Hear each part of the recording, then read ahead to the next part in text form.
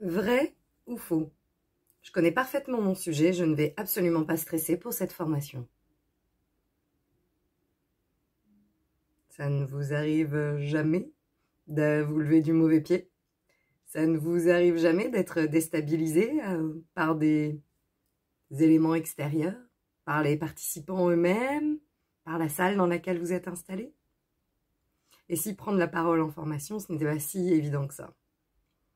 Bonjour, je suis Floris et je vous accompagne avec joie sur votre chemin d'évolution. Se former, c'est évoluer, et pour évoluer, il s'agit de se former. Lorsqu'on a la posture de formatrice, par exemple, et qu'on est face à un groupe, eh bien, à mon sens, il y a un essentiel à garder en tête, c'est que la prise de parole en public, c'est vraiment la combinaison de trois choses. Mon public, mon discours et moi. Et si on commençait par soi-même? Dans cette vidéo, je voudrais vous partager les 3 outils que j'utilise pour pouvoir véritablement me préparer lors d'une prise de parole en formation ou en animation de groupe. Alors ces 3 essentiels, je les propose donc vraiment dans une logique chronologique, dans une logique aussi de retour à soi pour garantir que le message qu'on va délivrer est avant tout raccord avec nous-mêmes. Il s'agit de pouvoir incarner son message et par là même de pouvoir diffuser l'esprit de ce message autour de nous. Le premier levier que j'utilise pour me préparer, c'est celui de la respiration. La respiration est particulièrement donc une respiration qui va permettre de réguler mes émotions, réguler mon système nerveux, et pour cela, rien de tel que la cohérence cardiaque.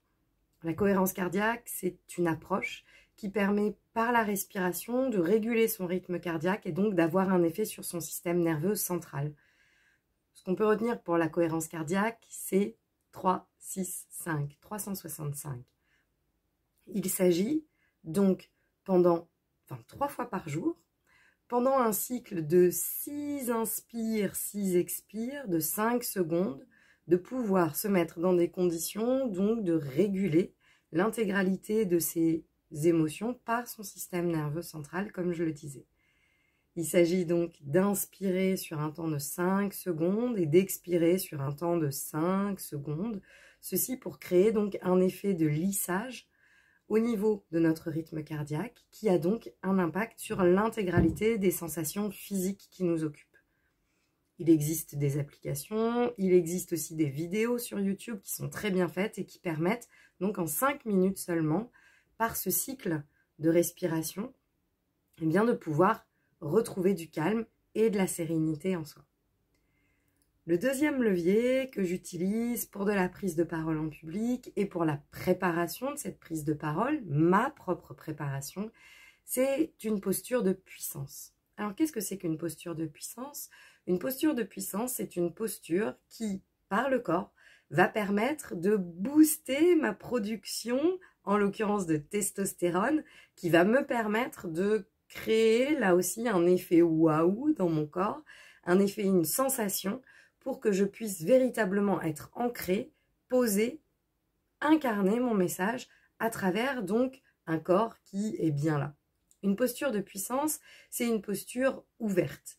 Une posture ouverte qui peut prendre par exemple cette forme-là, ou bien les bras levés, ou bien tout simplement les bras sur les hanches, dans une posture qui va être à la fois ouverte, à la fois projective, et qui, tenue pendant 2 minutes seulement, va me permettre de faire remonter mon taux de testostérone, même si je suis une femme, soyons clairs, puisque c'est cette hormone qui va me permettre de me lancer et donc de pouvoir entamer ma prise de parole en étant bien dans mon corps. Je vous renvoie aux travaux d'Amy Cuddy sur ce sujet, qui a étudié donc les effets des postures corporelles sur notre langage, et notamment donc ce principe assez basique du lien entre le corps et l'esprit, et donc du langage corporel et du message que je vais pouvoir diffuser. Et puis mon troisième levier en prise de parole en public et surtout en formation, c'est la visualisation. cette visualisation que je vais donc qualifier de visualisation positive.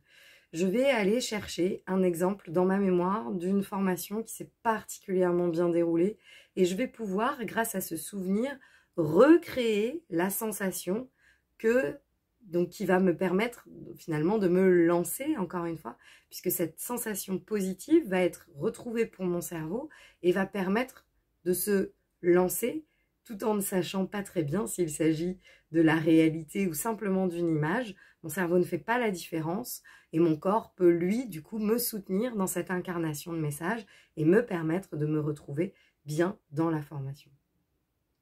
Donc ces 3 leviers, la respiration par la cohérence cardiaque, la posture de puissance qui permet donc à mon corps de trouver son ancrage et son élan, et puis la visualisation positive qui passe par la tête et qui recrée donc des conditions favorables pour que je me lance, sont 3 leviers que je vous recommande en prise de parole en public, particulièrement lors de vos animations de groupe, des réunions, des formations, des ateliers, et qui permettent véritablement de se centrer et de mettre toutes les chances de son côté pour être prêt à délivrer son discours auprès de son public.